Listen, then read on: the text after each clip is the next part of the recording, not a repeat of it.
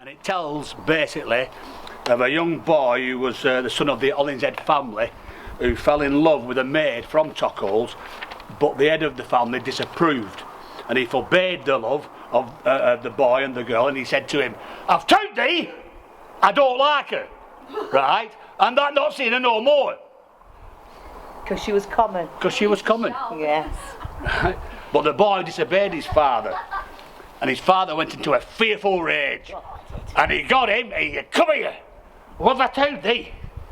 Right, you can spend the night in here as punishment." And he threw him into the well house. Stop here!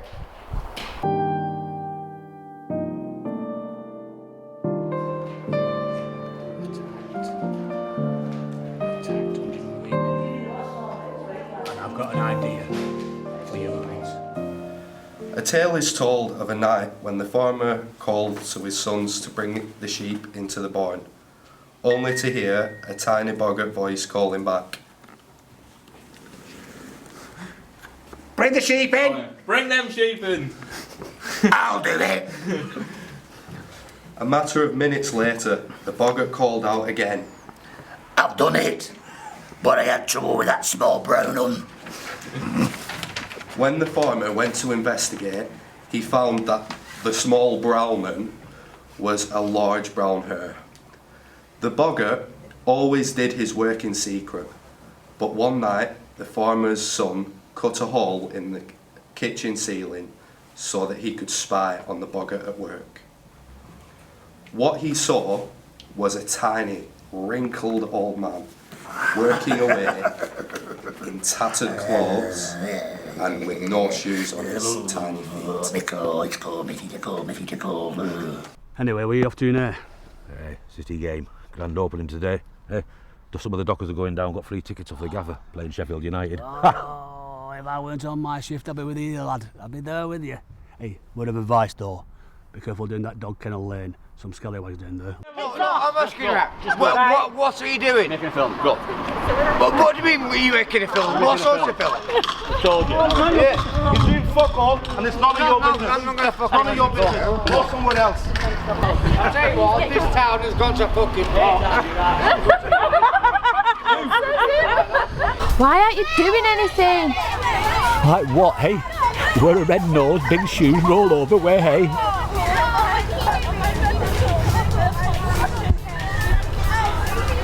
Oh.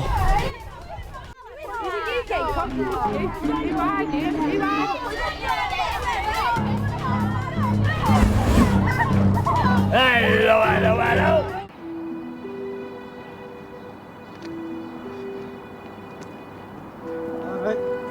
Who's your mate?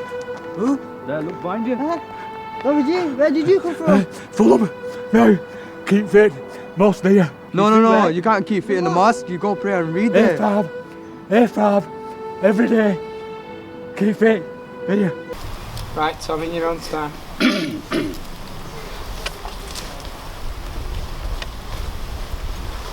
What's up with you, lad? I'm getting a face like a slam tires. All this crap about ghosts. And who are you? If I don't dig up a minute, I'll tell thee.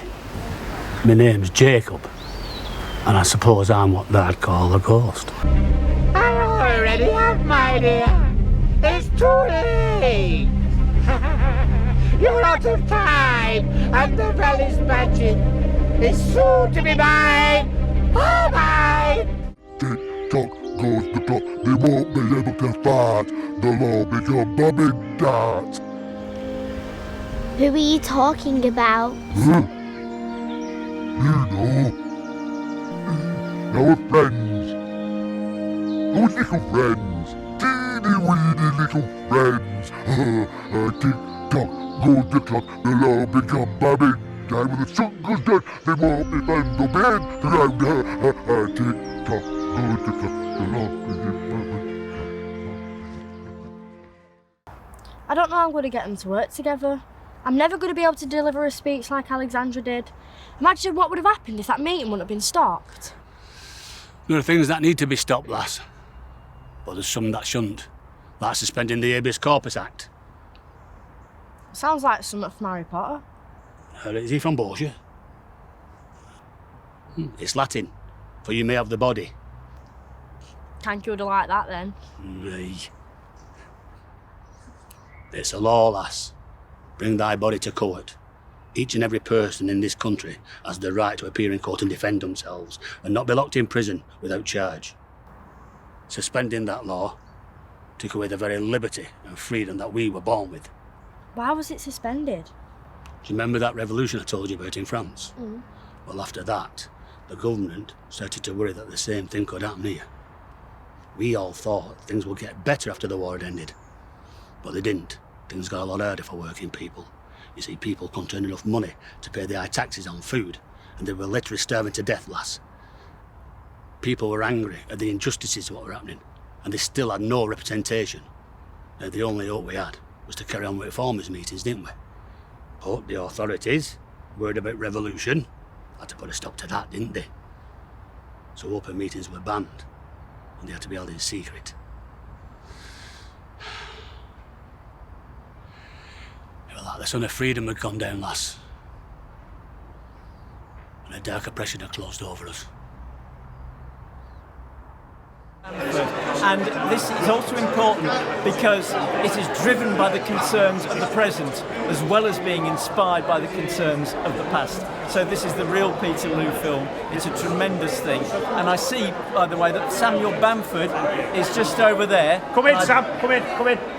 And never mind you shaking my hand, Samuel. I will be very proud to shake your hand. And you too, tremendous sir. film. Thank you. Did you get arrested again? Oh, lass. I was at home in bed.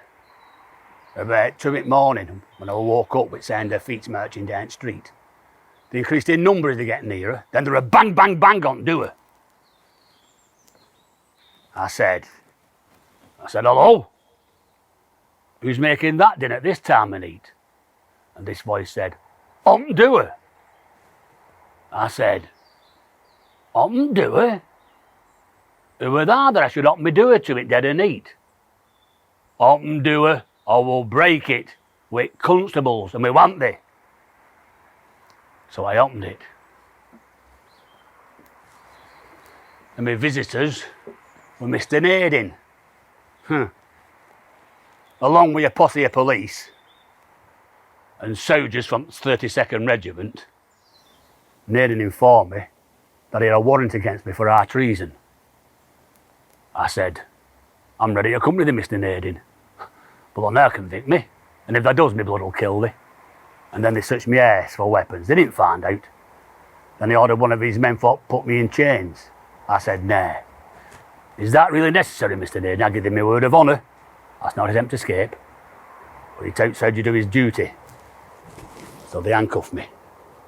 And that's when they marched me out onto the street. Well, where did they take you? New Bailey at first, lass. Then Lancaster Castle. They took us into a crowded room, put us in a compartment surrounded with iron spikes. And there, we were told that we were people of a wicked and violent disposition. And that on the 16th of August, we'd unlawfully assembled 60,000 people, with sticks and clubs and banners with inflammatory inscriptions, for the purpose of causing great disturbance and a riot. On my mind is, very briefly, I were born in a pitman's cottage in Atherton, not far from where I was born. On the 21st of December 1910 at 10:20 in the morning, there was a massive explosion at the Pretoria pit where 344 men and boys died, the youngest being 13. We used to play up there as little children, and it's all overgrown now. The slag heaps are all woodland. But it got me to thinking that was 1910, and communities were devastated by that, obviously. But 4 years later, after having to get through all that, then some of that community must have gone and fought in the Great War. 4 years after their own communities being absolutely smashed. Now, this is the stock that we are bred from. This is the people whose backbone we've inherited, the doggedness, the resilience, and this is why I believe this film gives these young people a sense of where they come from, because without that sense of belonging, you just scatter to the wind. And this is what I feel today is why young uns do not have any sense of respect, because they don't know where they come from and who they are from. And once films like this are out there and they do get that sense of belonging and that sense of grounding, then I think things will be a lot better. You're letting nobody down. You are as brave as any of these lads here, and don't you ever forget that. And I'll tell you something else. When this little lot's over, they're going to need brave lads like you at home, right? So don't ever think anything like that about yourself. Now get off to your mum and look after her. See you back in Blighty, eh? Salford pals! Salford pals. Don't make a wish for us when they put it back. What do you want me to wish for? For our shift to end.